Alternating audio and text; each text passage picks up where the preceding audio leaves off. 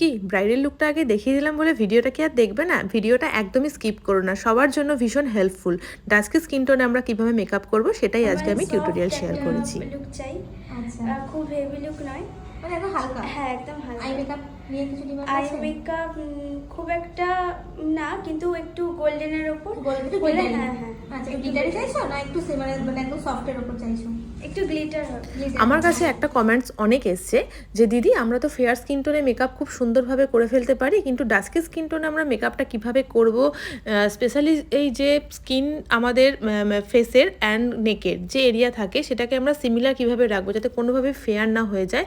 Skin টোনের সাথে match করে করতে গিয়ে অনেক ক্ষেত্রে আমাদের এই প্রবলেমটা হয় যে আমরা স্কিন টোনটাকে সামঞ্জস্য না রেখেই একটু ফেয়ার করে ফেলি বা কোনো সময় ডার্ক করে ফেলি।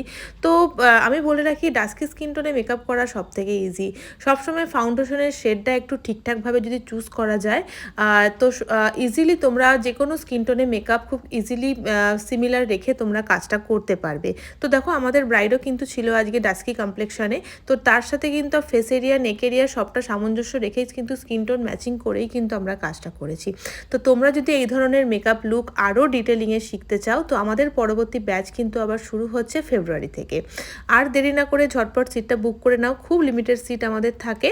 আর যেখানে আমাদের মেকআপের each and everything advance hairstyle থেকে শুরু করে air brush makeup, ultra HD, waterproof, water resistant, everyday সব কিছু আমাদের যে লুকগুলো দেখানো হয় হ্যান্ডস অন প্র্যাকটিস করানো হয়। তো আর দেরি না করে কিন্তু ঝটপট তোমরা সিটটা বুক করে নিও।